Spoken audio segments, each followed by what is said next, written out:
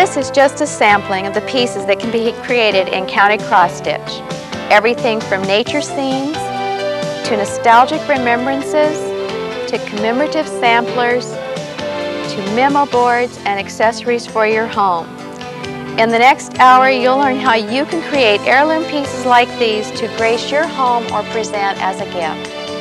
Hello, my name is Fran Fuller, and I'd like to welcome you to Plaid's View and Do video number 17 on counted cross stitch.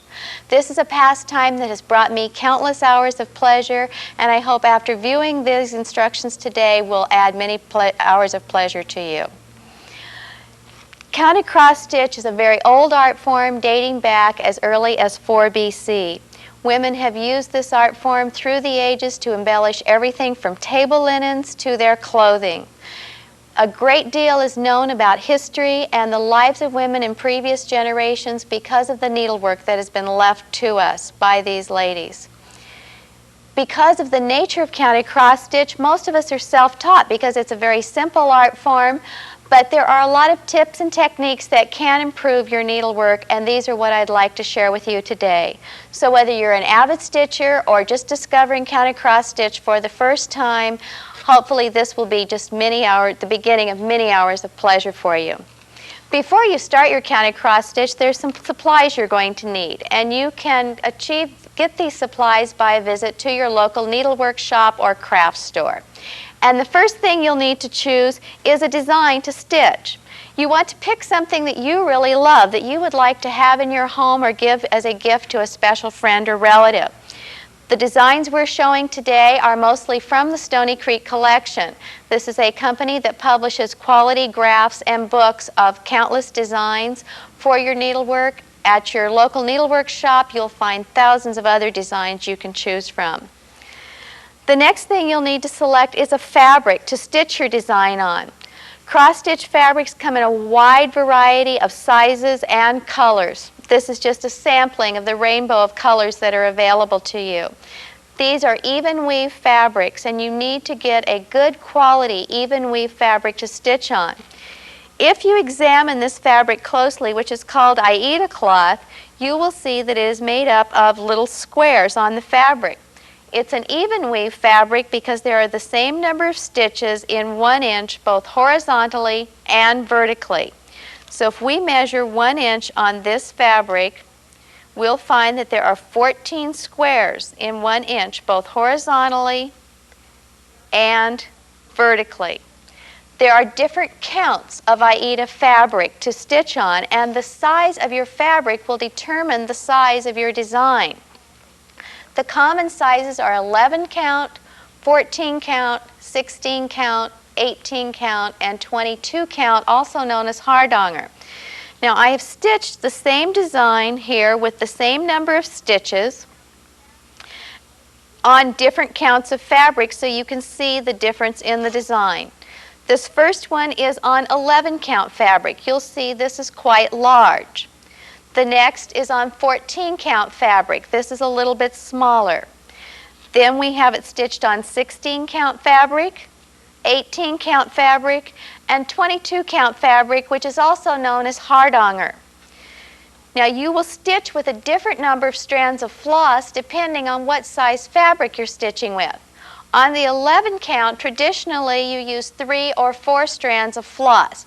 I often use 2 strands, and the piece that I have here today has been stitched with 2 strands. On 14 count fabric, you use 2 strands of floss. 16 count, 2 strands. 18 count, you can use 2 or 1 strand. I've stitched the example today with 1 strand of floss, and you'll see it gives you a more delicate look. Then also on the 22, you simply use 1 strand of floss. If you try to use more strands of floss on the smaller counts of fabric, you will find that you will get a very bulky look because you'll be trying to force too much fiber into your ground fabric. Now, when choosing your fibers, you have a wide array to choose from. Most of counted cross stitch is done using cotton embroidery floss. This is an assortment of DMC floss. For most stitchers, this is a dream come true here. This is an assortment of all 396 colors of DMC floss. And all of us aspire to have all 396 of these colors to do with our counter cross stitch so that we have it available to us. Then we also have flower thread. Flower thread is a flatter floss used more in country designs. Your nice luster on your regular cotton embroidery floss gives you a silk-like sheen and finish to your completed piece. But if you want a flatter, more country look, you can use flower thread. There's also pearl cotton that you can use. And then to enhance many of the pieces on Christmas stockings or for snow in pieces, there's all sorts of metallic threads and blending filaments to use. There's even fuzzy fibers for trees or Santa's beards or that type of thing. And then we also have beads that are used to embellish many of the pieces that are being done today. The next thing you have is your needles, and a needle in your counted cross stitch is very important because the size of the needle can distort your holes in your fabric, in your squares, if you're not using the proper size. You will need, I recommend having both a size 24 and a 26 tapestry needle. Now, in a tapestry needle, the ends are blunt. It's not sharp. So as you're stitching, you're not piercing the fibers in your fabric. The blunt end will actually slide off the fibers. Also, the larger the number on the needle, the finer the barrel will be. So it's very critical when you're stitching on your finer counts of fabrics that you stitch with that finer needle. I will tell you, I stitch exclusively with a size 26 needle, which is the finer needle, because it gives you no distortion even on the larger counts. We also have needles available in both gold and platinum, as well as nickel needles. These are fun. They make nice gifts. It's just kind of an extra pleasure to be stitching with gold or platinum when we're doing our needlework, but it has an added advantage. If you happen to be like me and have a very acidic system, I turn nickel needles black almost instantly. And gold needles, I will wear the gold off of them stitching in one day. But platinum is an inert metal, meaning it will not react with our body chemistry or the atmosphere. So when I'm stitching with a platinum needle, I do not wear the finish off of these. And you'll find the nicest part about it is, while you don't wear the finish off, it's just like stitching with no drag at all. It's just like a hot knife through butter. So they're a real joy to stitch with. There are a number of manufacturers of needles. I have just a few here today. There are different tools that you can stitch with. You can use an embroidery hoop, which is traditionally probably what is most familiar to all of us. You can choose to use nothing and just stitch in your hand, or there are also scroll frames available to stitch with, and we'll talk more about those items later. A good sharp pair of embroidery scissors is essential for cutting your floss and cutting your fabric as you're stitching. As you get into this, you'll find there's many different styles, and it's fun to collect them, and you have a different pair for your different moods depending on what you want to do. Good lighting wherever you're going to stitch is essential so that you don't have fatigue in your eyes and that you don't tire. If you need it, there are also a number of accessories that can help you with magnification as you're stitching and doing your needlework. There's a whole variety of things that you will find that you can use to keep track of your place when you're doing your needlework. This here happens to be a linotimer, and it attaches by static electricity on here, and you can move it up and down to keep your place. I also have this attached to a magnetic board here, which stays with magnetic strips to give some stability to my graph or chart, and then there's easels to display your work on or to hold your chart while you're stitching on it. One thing I might comment on is when you're stitching, always keep just a pencil by your needlework. Graphite can be removed from your fibers and fabric. Ink is usually a permanent stain, so kind of get used to just keeping a pencil by your needlework for any notes you might want to make. Then you'll find a whole array of other accessories to keep your floss systems. This is called a floss away system. These are just little Ziploc baggies, and you can put the whole skein of floss in here, or there's floss bobbins where you can wrap them around, and these are both just kept on rings. I will purchase the colors of floss for each individual piece I'm stitching, and then just keep the ring of floss with my project as I'm stitching on it, so I'm sure that I have the color floss that I need there with me. Needle safes are nice, as we've shown here. This is just a little magnetic case so that you can keep your scissors and your needles in there. Then there's rulers, and a chart to refer to for all of your colors of DMC floss are also handy things to have. When you purchase your design, when you decide what you want to stitch, your design is going to give you all the information that you're going to need to complete your project. And first of all, you want to purchase your fabric. And your design will give you, the chart will give you both your stitch count for the number of stitches both horizontally on your chart and vertically to give you your size of the piece. Then most designers will also give you the sizes for some of your most common stitch counts. Here we have 11, 14, 18. So if we wanted to stitch this piece on 14 count fabric, our finished design area is going to be approximately 5.5 by 5 3/8 inches. I'm sorry, 5 3/4 inches. Now you want to keep in mind that that is only your design area. That does not allow for any extra fabric, and we want to make sure we have plenty of fabric to complete our piece. So I recommend adding 6 to 8 inches to each of these measurements so that you will have 3 to 4 inches on each side of your design so that you're sure of having enough fabric to complete the piece into a pillow or frame it or do however you would like. While we're talking about fabric, I also want to recommend most fabric comes with a selvage edge on it. You always want to be sure and cut this selvage edge off of your fabric before you start stitching, and never frame with this on here. This is woven at a different tension than your fabric is, and it can cause distortion in your piece as you're stitching. Now that you've decided to, on your piece, and you've cut your fabric, you have your design area, if, say, you wanted this piece, but you wanted to stitch it on 16 count fabric, which is a fairly new size fabric that is out, you have to know how to figure your design area to know how large to cut your fabric. So in doing that, you have your stitch area, and you would take and divide your stitch area, your 76 stitches, horizontally by the number of stitches per inch on your fabric, which in this case would be 16. So by doing that, we would take our 76 divided by 16, which comes out to approximately 4.9 inches. I would round that off simply to 5 inches. To get our vertical length, we would take our 81, divide that by 16, it comes up to approximately 5.1. So I would round that off to 5.5. In doing needlework, you'll find more is always better. A little extra is always nice to have, but if you're short, there's not much you can do about that. So we would have a piece approximately 5 inches by 5.5 inches, and I would cut my piece of fabric approximately 13 by 14 in order to be able to stitch my needlework piece.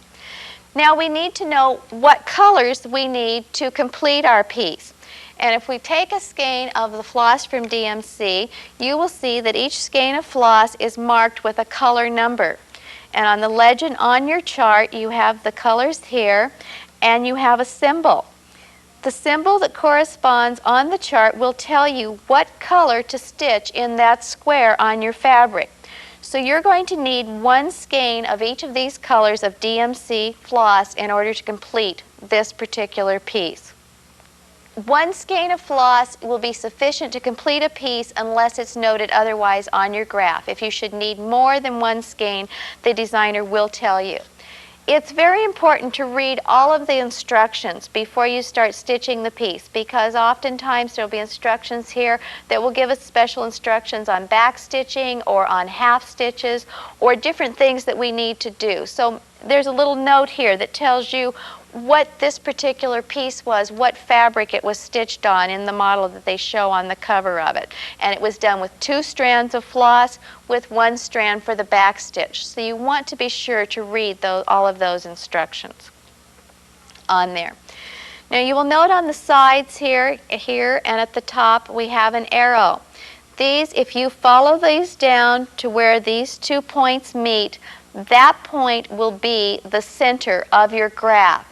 And this is your focal point for marking the center on your fabric to center your piece and to mark it on your fabric and your graph, because you want to make sure after you've cut your piece of needlework, you want to be sure that you have it centered on your piece of fabric. Now, to find the center on our piece of fabric, we're going to fold our fabric in half once horizontally. We're going to fold it in half again, and the point where that meets is our center. And I mark this with a single stitch of floss. Now, I use floss to mark this with rather than pens or pencils or any of the disappearing pens, because I know that the floss will have no long-term effects on the fabric. Pens and inks are chemically based, and I do not know what the long-term effects of that would be, and I certainly don't want to do anything to harm my needlework because I want this to be around for a while. If you're going to stitch with a hoop or in your hand, you need to pre-finish the edges of your fabric so that you do not have any raveling on it. And I just simply zigzag around the edges with my sewing machine on there. Again, I use this versus masking tape or some other methods because I know there will be no long-term damage to my fabric from the stitching on the zigzag, and I can just take it out later or even leave it in there when I frame the piece. This is another method of marking your center of your needlework that sometimes you might find helpful. I've simply run a basting stitch down the center line, the center vertical and horizontal line of my fabric. And again, where this meets in my center is the center. And if I want to move around on my design, I can do that because this would correspond with the center on my piece. It's important to know how to use the tools that you're going to use in your cross stitch so that you get the best results from your needlework. If you're going to use a hoop, I do recommend pre-finishing the edges of your fabric. This is a screw type hoop that I have here, and you want to unscrew this to loosen the tension on your hoop. And if you're right-handed, you're going to want to place your screw at the 10 o'clock position or to the left-hand side. If you're left-handed, you want to place it to the right side or the 2 o'clock position to do this. Now, since I'm right-handed, we'll turn this over here and put it at the 10 o'clock position. I will lay my large outer ring down, and I'm going to place my fabric on top of that, and then I will place my hoop inside of this. And I want a nice, firm, even tension to stitch on. Placing this inside, now I will tighten my screw back down. Now, and that's nice and taut, and the fabric's nice and tight, we'll be ready to stitch. Now, I have stitched this so this is the front of my needlework so that my hands will only touch the back of my work as I'm stitching. My screw is here, and I'm going to fold this fabric over. Even if I had a large amount, I would fold this over so that I hold this as I'm stitching. I'm only touching the back side of my needlework. And this will help keep my piece clean. It's important to keep your hands as clean as you can while you're stitching. You don't want to get any stains or soils on it. We have natural body oils that are naturally transferred to our needlework. But by stitching this so you're only touching to the back side, it does help if you get a permanent stain or soil that at least it's on the back side of your needlework and the piece is not lost. You can also stitch in your hand, and this is something we don't have time to go into today, just holding the fabric in your hand, but I would recommend that you check with your local needlework shop or shop owner to find a class in this, because when you're stitching on afghans or sweatshirts or the new duplicate stitch on sweaters, it's real important that you know this method for stitching.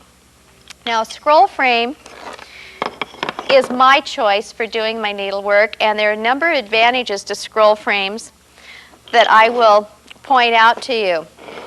First of all, on your fabric, you want to cut your piece of fabric even on your grain line, both vertically and horizontally. A scroll frame will always come with a webbing or a tape that's attached to it, and you want to machine or hand baste your needlework directly to the webbing on the scroll rod. If you're going to hand baste it on, I do recommend using carpet thread or quilting thread because that is stronger. If putting it on by machine, then you just use your large basting stitch and just stitch it across. You do not need to pre-finish the edges of your fabric because there will be no stress on them while you're stitching on it. After you've attached it to your scroll frame, you simply roll to wherever you want to start your stitching, place it in the extender bars, and this particular scroll frame I'm using is from Tomorrow's Treasures. And I like this scroll frame because there is all metal hardware in the scroll rod and in the knobs, but there's no exposed metal on the outside of my frame. Now you just simply put your knobs down, put your knobs on and tighten them down. And the first set of knobs you put on here is not going to give you any tension. This is just going to give you a leverage point to work from, but you do want to tighten this down so the knobs are tight. Now I get the best leverage by taking this and rolling it away from me. Your tension is actually created by manually rolling the fabric around the scroll rod. When you get the tension you want, you simply tighten the knobs down and hold it. This way you're working the same way as your fabric's going on the rod. You're not working against yourself. Now, by working with this scroll frame, this gives me an attractive piece to display my needlework in while it's in progress. You cradle this just like you would a baby, and it eliminates having any fabric in your hand crumpled up to hold on to. And as the same with our hoop, the piece is stitched to the back side. So this will be the front of my work so that I'm holding this, working on it, adjusting it. My hands never touch the face of my needlework. I also urge you not to put your pieces in progress away. All forms of needlework are very traditional art. When you're not stitching on your piece, you can use a decorative easel such as this, and you can leave your pieces in progress out and display with them. This was very typical in 17th and 18th century homes. If you are emulating the country type of design, there was always a piece of needlework in progress in the living area of these homes. And you can enjoy your piece while it's in progress, and your friends and neighbors can watch your progress, and it's out, so it's always ready to work on. There's no setup time at all. When you're using your hoop, you want to be very, very sure when you're finished with your stitching that you always remove your needlework from the hoop when you're finished stitching on it so that there will be no permanent distortion. As you can see, the ring that we have here just from that short time, you don't want to take a chance of getting any permanent rings in your needlework. And also you want to be sure to wash your hoop each night when you finish or each time you stop finishing, because the body oils and dirt will collect on here and it will transfer to your fabric if you don't wash those out. So that's something that's real important to do. Okay, we've gone over the supplies you will need to do your cross stitch and learn the basics of it. Now we're ready to learn the 5 basic stitches that are used in your cross stitch.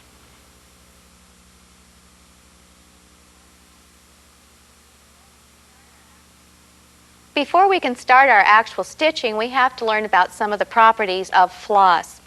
Embroidery floss comes to us in these skeins of 6-strand links that we work from.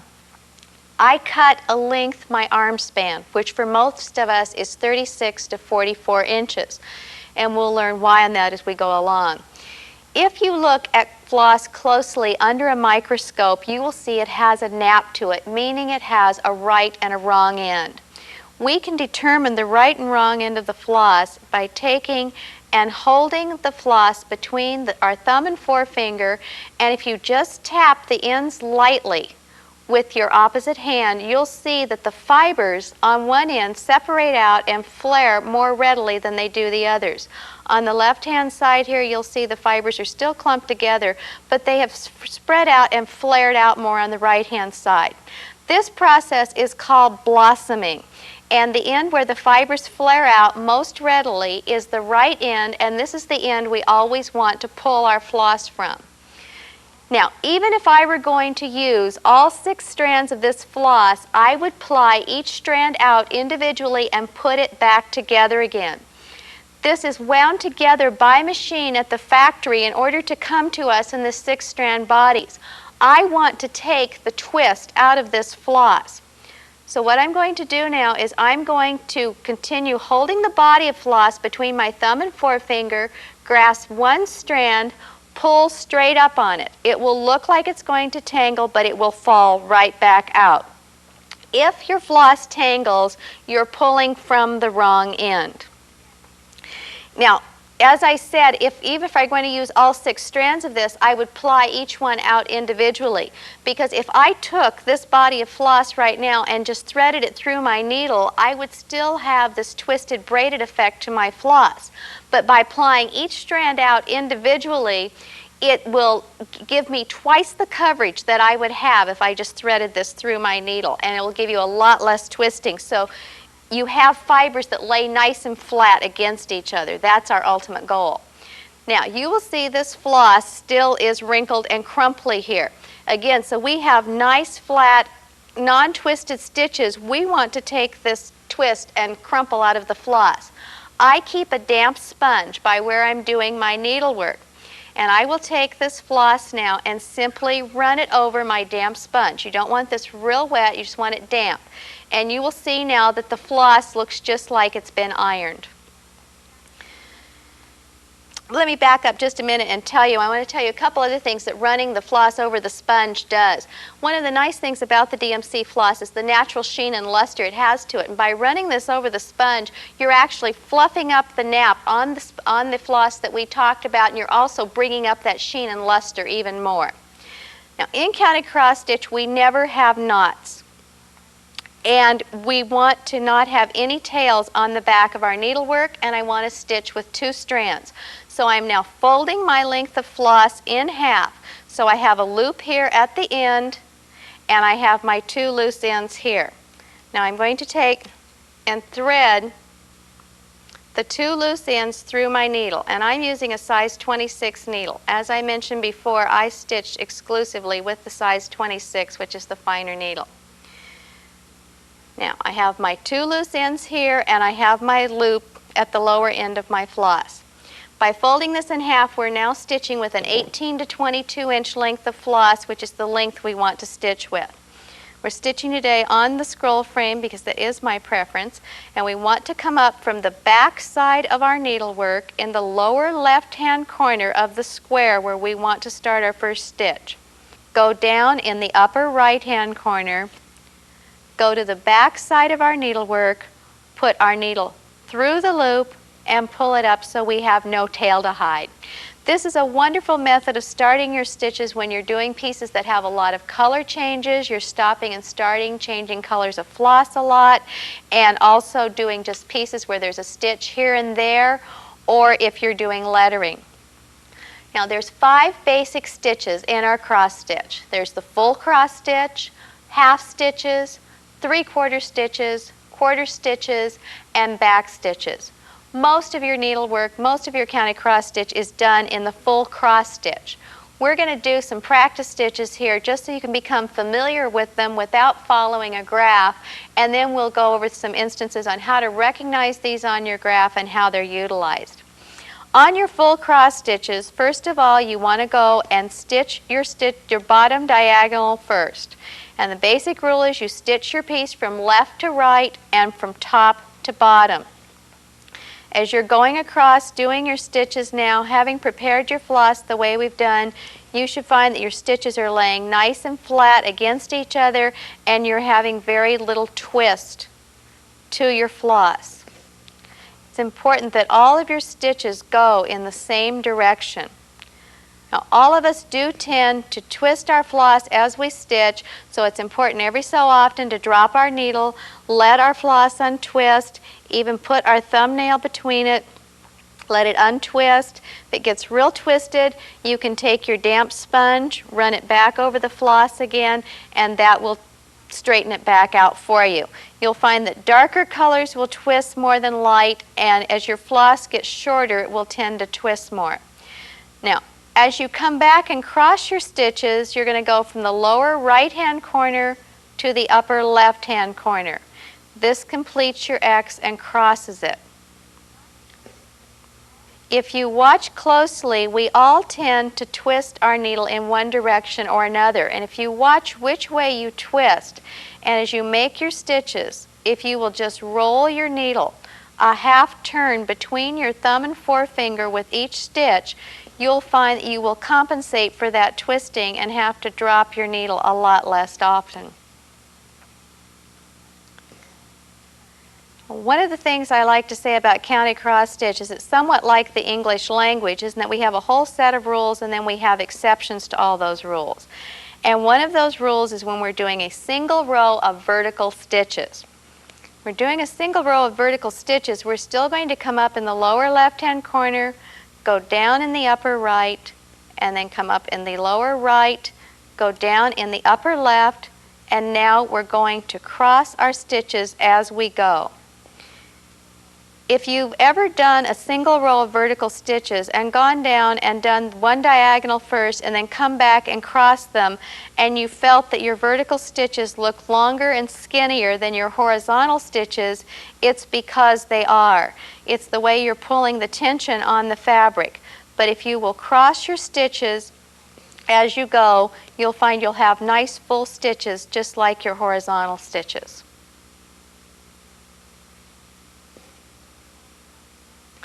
Now we're going to talk about the back of the work and ending our work here. I turn this over for you after we complete these stitches. You will see that I have nice, neat vertical stitches in here, little soldiers all in a row, and that's the optimum of what we want to create. On the piece that I have here that we're stitching, this is a nice graphic piece, so it's very easy to have the vertical stitches. We don't have real frequent color changes. But on the back side of the needlework, you see that we do have vertical rows. What we are trying to achieve here is we don't want any bulk or padding on the back of the needlework because we want nice, even stitches. We want to give the illusion of painting with floss or actually weaving the fiber into our ground fabric. This method that we're stitching, and you'll have the vertical stitch by stitching from the lower left to the upper right and the lower right to the upper left. This is the method that's taught at the Royal School of Needlework in London. So this will give you your vertical back to stitch with. Now when we're ending this, again, we still don't want to have any knots. And to continue to have our vertical back, what I'm going to do is whip stitch my thread right up this row. Now I don't want to go back into this last little stitch here because that's the last one I did, and that will come loose very easily. And I have a looser row here on the outside where I dropped down and did each stitch. So I'm going to run my needle under this row back here, and now I'm just going to whip stitch up each one of these stitches. This is a really nice way of ending your stitches. It anchors them with each one. If you're doing afghans or baby bibs or hand towels, this gives a real nice, neat look to the back side of your needlework.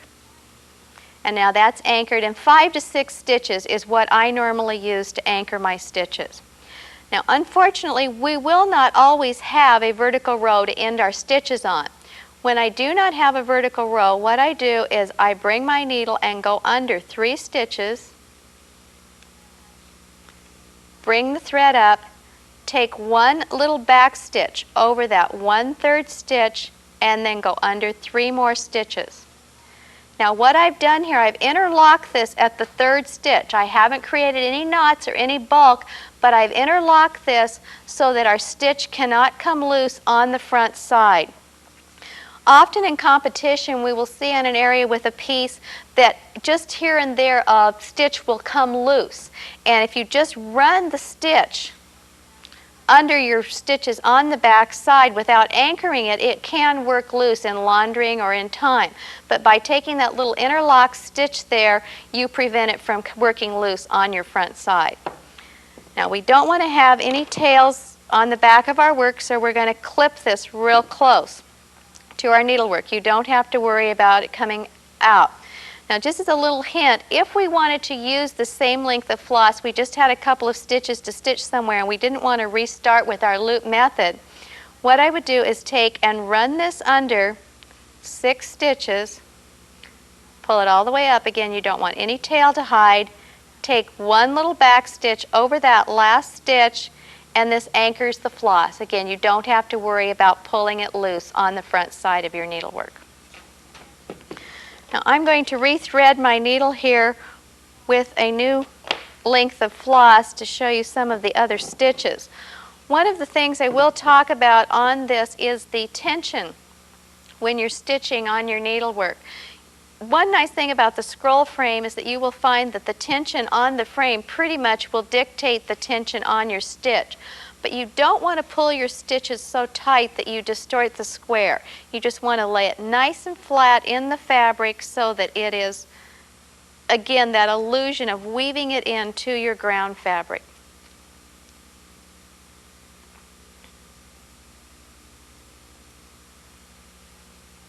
Now we'll start with our loop method again. We folded the floss in half.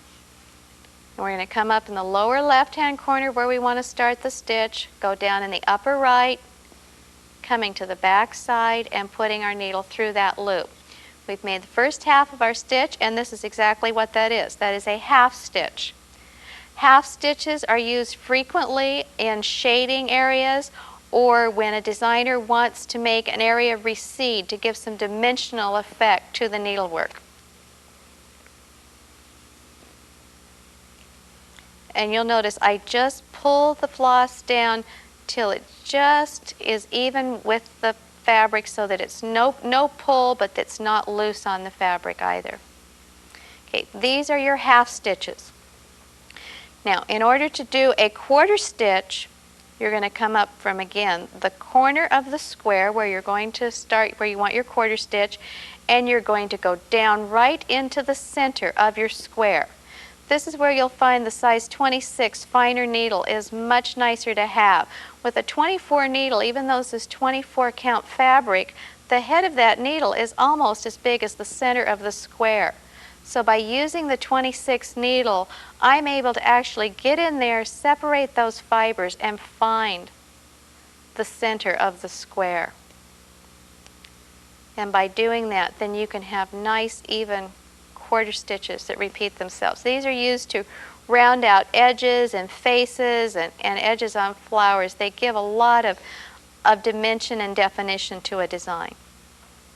Now, if we're going to do a 3/4 stitch, and these fractions refer to exactly the portion of the square that it occupies, we're going to first make a quarter stitch, and then we're going to come back and cross to make a 3/4 stitch.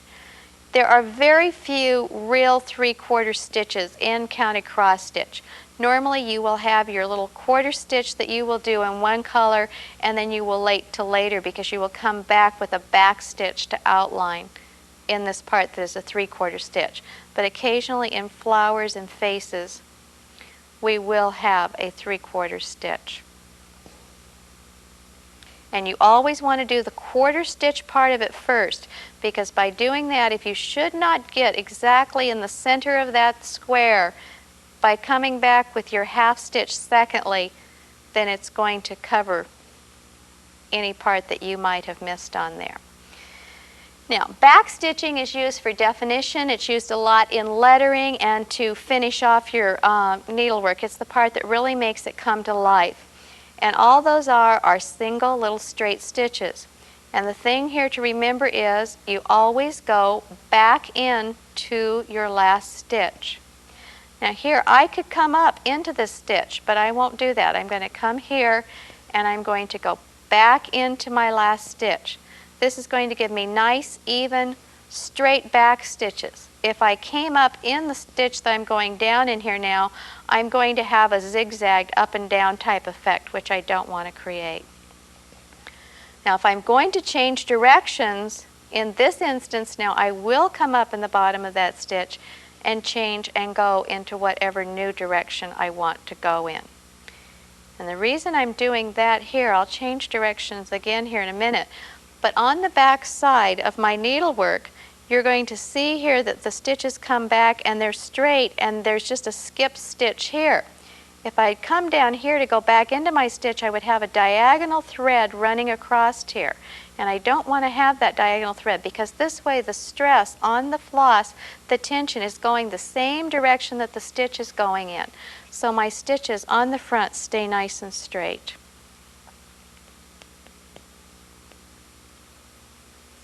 And depending on what your graph tells you, you may change and go off in any number of directions with your back stitching. You may go diagonally. There may be times when you would have a V-type shape,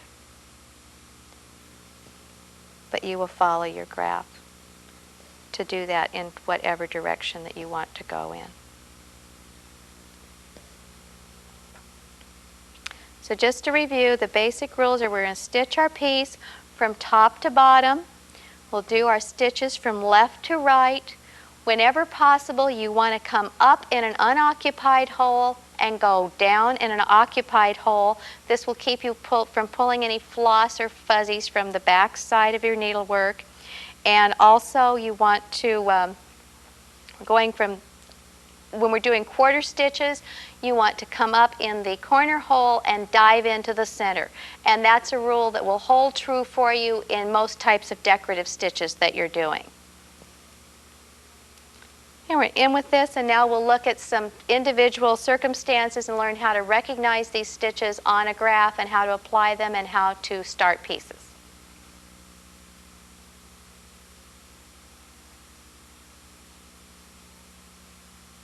When starting your needlework, you have a number of different options about deciding exactly where you're going to start your stitching. I want to use this graph as an example to show you some of your different options that you have and a tool that will make your decision and your counting easier. As we mentioned before, the arrows at the top and bottom, if you follow those over, it will give you your center. Now I have made a little circle here in the center with my pencil on this. You will notice on the chart you have blocks done out in dark lines. These dark lines indicate blocks of 10. As we stated, we stitch our piece from the top to the bottom. So if I wanted to start up here at the bow at the top with this stitch right here, I would count up 10, 20, 30, 40 stitches. I need to come back one and come over here 1, 2, 3, 4, 5. So I will go up 39 stitches and over 5 stitches to begin right here. Now I can count off the individual squares on my fabric, 1, 2, 3, but this gets very tedious and is time consuming, and most of us are interrupted multiple times as we're counting our stitches. This is a wonderful little gadget called an Easy Count ruler, and what it is a 12-inch ruler marked off in your 11, 14, 18 and 22 counts. So by simply, this is 14 count fabric 14 count fabric we're stitching on here. So simply by laying my ruler and lining up the squares on the ruler with the squares on the fabric, I can come up to this point, which is 39 stitches, and then count over 1, 2, 3, 4, 5. And this will be the square that I will start my stitch in. It's very quick and it's very simple. And you can work your piece now from top to bottom. All of us view things differently, so you may decide you didn't want to count all the way up there and you didn't want to start your piece up there at the top. You could also choose to simply stitch this little motif right in the center here. And you might want to just go up here 1, 2, 3, 4 stitches and over 1 and start with this little symbol here.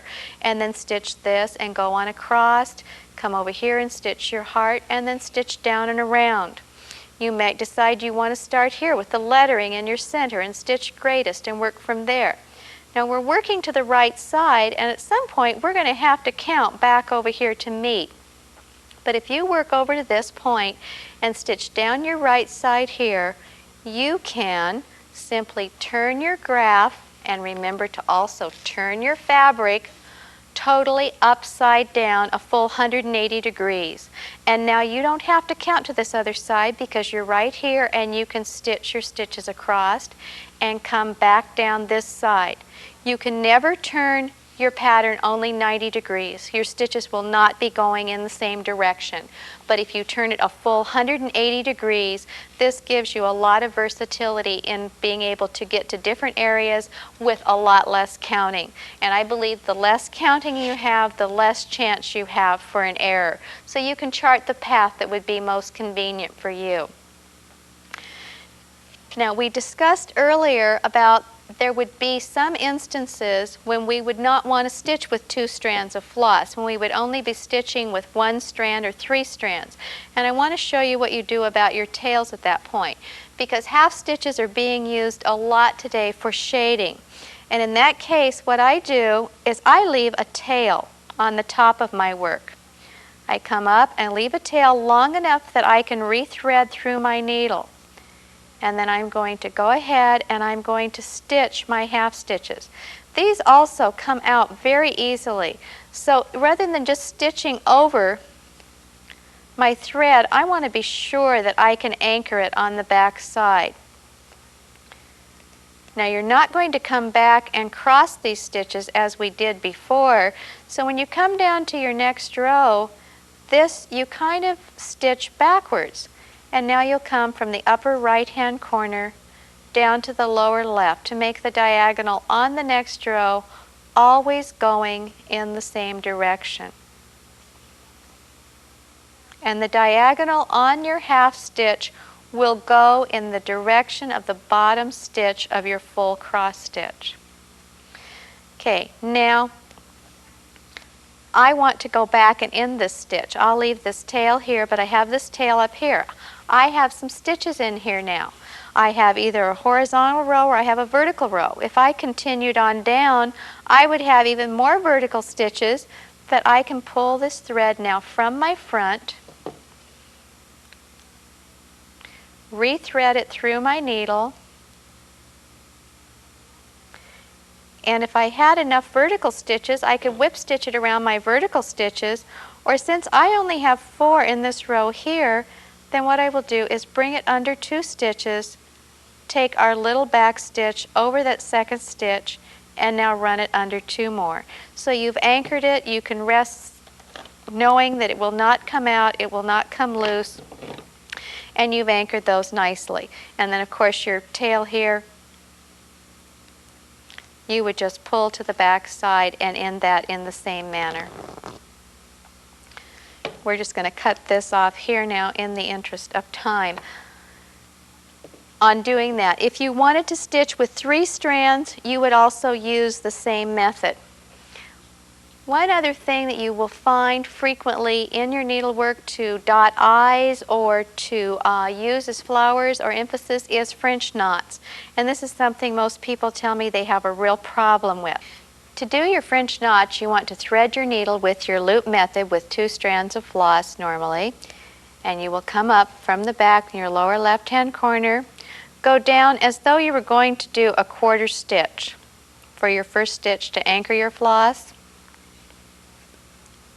Come to the back side, put your needle through the loop, and then you will bring your needle back up to the front and make your French knot right over that little 1/4 stitch that we just did. Now, to do the 1/4 stitch, the French knot, I will hold my frame against my body, pull the floss toward me, lay the needle on top of the floss, and I'm going to wrap the floss around my needle twice, go in as though I was going to do the French knot, go to the back side, and pulling my thread through, it creates a nice even French knot. The key to this is to pull your floss right down tight to the fabric. Your floss towards you, the needle on top, wrap it around twice, go in as though you were going to do a 1/4 stitch, the back side, and pull it through. Now you don't want to pull your floss so tight that you can't pull your needle through, but you do want it down flush with the fabric, and you can let go of the needle because it's stuck in the fabric there as you go to the back side. Again, By doing this, you will find they're not nearly as difficult as people find them to be, and they do enhance your needlework. I leave these till last to do because I don't want to roll them or crush them. However, they're not nearly as fragile as you would think, and you'll find with these that they're not going to come out. They're going to be nice and tight to your fabric, and you can see I can pick at these and they don't come loose. So this will give you nice, even French knots on your needlework. This method that we've used, where we came with the loose tail on the top of our needlework, also works nicely for tweeting. Tweeting is a method that's being used frequently today to give us even a larger color range to work with, where you would use 2 strands of different colors of floss. And designers are using this frequently, so you can use your loose tail, your waist method at the top, leaving your tail on the top in order to do that, and then go back and hide your stitches. Okay, now I'd like to show you how to recognize your quarter stitches and 3/4 stitches on your graph. The quarter stitches, as we mentioned, gives definition to shapes and to sizes here. These are quarter stitches in the corners of the hands here, here, we have them here and here. What I want you to see is the quarter stitch is done in the quadrant of the square that it appears. This one here would be done in the lower right-hand corner of the square. This one would be done in the lower left-hand corner of the square. So whichever portion of the square the symbol lies in, that is the portion of the square that you would actually stitch your quarter stitch. Another thing you will find in your graphs and reading them, because graphs are larger, they're oftentimes split between 2 pages. This gray area that you see here corresponds to the 2 last squares on the previous page. So you do not want to restitch these 2 squares here on your next piece. This is just to show you where the graph overlaps as it's gone from one page to another. Another frequent area is when stitching faces. And in these, this is about the only time you're going to see a true 3/4 stitch. And I want you to see how you would stitch it and how to recognize it. These are shaping stitches along here where we're coming along to shape the face so that we have definition. This area here would be another area where you would have the shaping. And you'll notice that rather than just going with 1 square, our back stitch, our dark back stitch, has gone over 2 squares on the diagonal. Now to stitch, the way you would stitch this area right here, where we have the 3/4 stitch, where you have that single dot, again, the quarter stitch portion of that is in the upper left-hand corner of the square. So in this instance, I would come up in the upper left-hand corner of the square, go down into my center for my quarter stitch, then I will come down in the lower left-hand corner of the square, go down in the upper right to complete, there's my 3/4 stitch. Now when I come back, we would change the color, and to complete this back stitch, I'm going to now come with my back stitch and go over 2 squares rather than just 1. So I have shaped my face and I still have my colored area filled in with my needlework. You will become much more familiar with these as you go along, as you're doing stitching, and you will learn to recognize the different stitches and the different circumstances as they come up. I have stitched an element out of this particular graph to show you, first of all, the difference that your back stitch makes, and to also show you a different a method that will make this easier for you. This is the little bird that I have stitched, lifted as an element out of this particular graph. Now, even just having stitched it here, you can see how much more definition he has on our graph than he does in our actual stitching piece. I have stitched everything in there up to this point except for his eye, because this is a frequent circumstance you'll find, and I want to show you how to make that easier and start your floss less times. The eye is stitched with 2 strands of floss, and we only have one one stitch there. The back stitching now around the eye and around the beak and around the little bird is only done with one strand. And we're going to do this just starting one time. I've threaded my needle with my floss with the loop method. We're going to come up in the lower left again, go down in the upper right, put our needle through the loop, and we're going to bring it up, and we're going to complete our stitch now by going from the lower right to the upper left.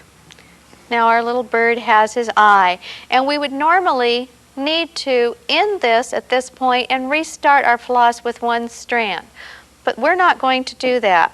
I'm going to come to the back side, I'm going to unthread my needle, and I'm going to separate my two strands of floss.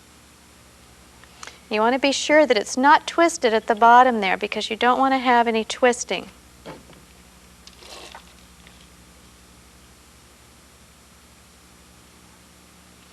And now I will rethread my needle with the one strand.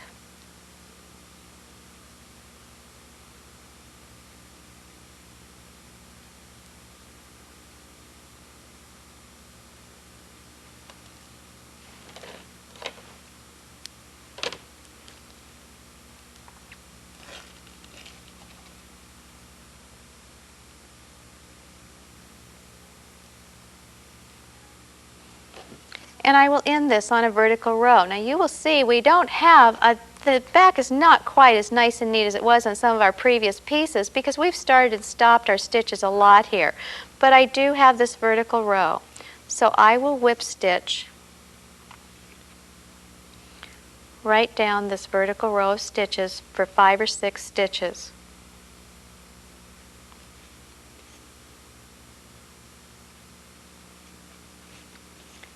And then I will bring this up and I will cut it off, and I will cut it close so that we do not have any tails.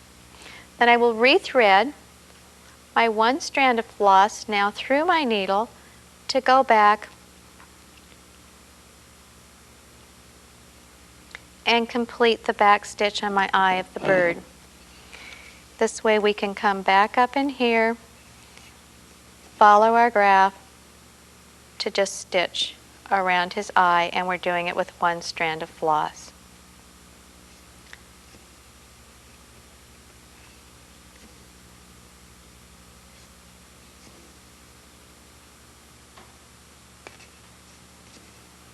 Remember to bring it so we're always going back into our last stitch, and then we have one little stitch here that gives him kind of a little eyelash. Now the rule is that to carry a stitch over on the back you can go over 4 stitches.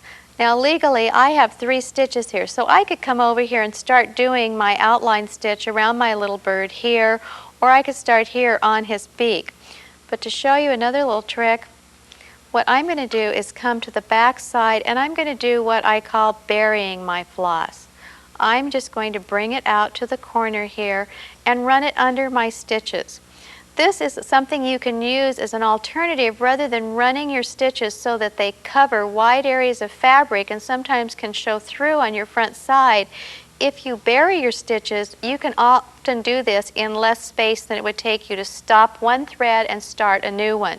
So if you can run it horizontally under stitches that are already there, or again, use your little whip stitch method to get down to whatever area you wish to do it on. And then you simply continue with your back stitch around the outline.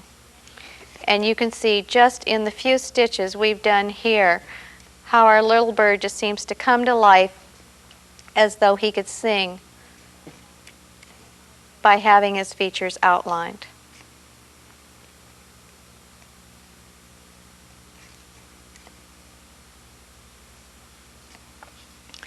Hey, now we'll put this aside. As we're doing the stitches, I'd like to go back and show you how exactly I decided I was going to stitch this little bird.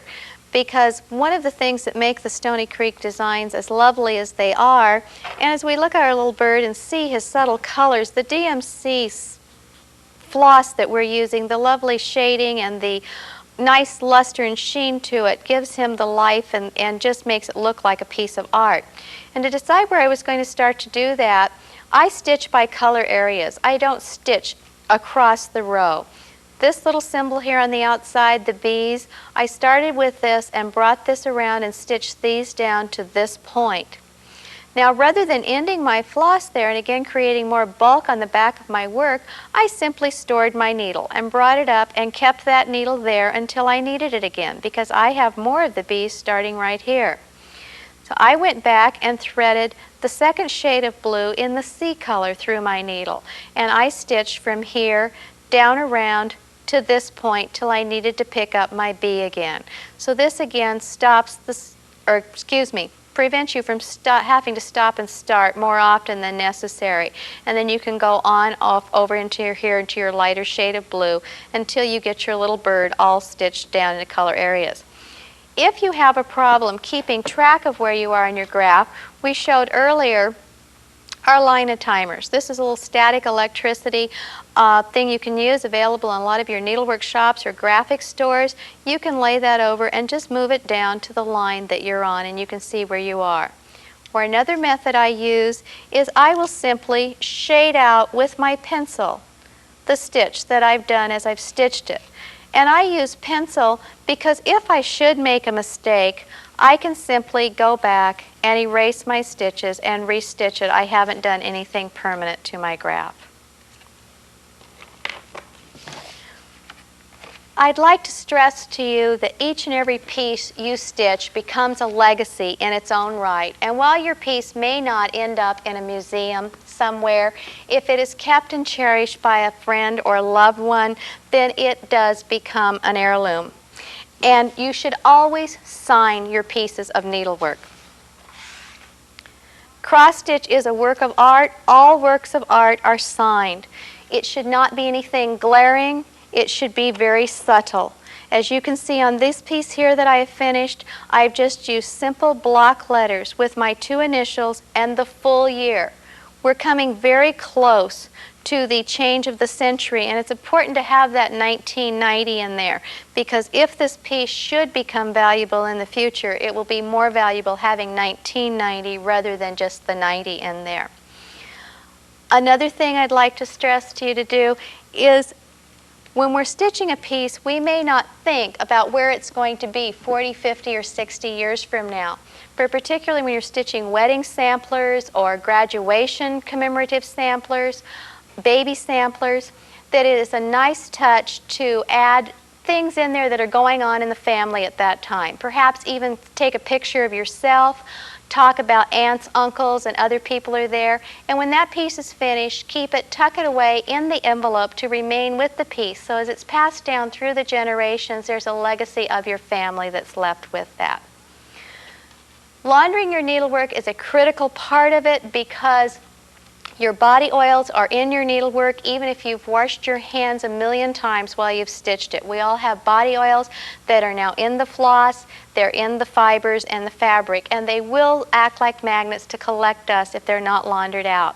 I would give you a resource for laundry instructions if you can locate a copy of Stony Creek magazines, their premier issue. This had laundry instructions in it. We do hope to cover this in a future View and Do video with plaid, and we'll give you more tips and techniques to improve your stitching and make it more enjoyable for you. I'd like to thank you for allowing me to share my love of County Cross Stitch with you today, and I hope this is just the beginning of your leaving your legacy in County Cross Stitch for future generations.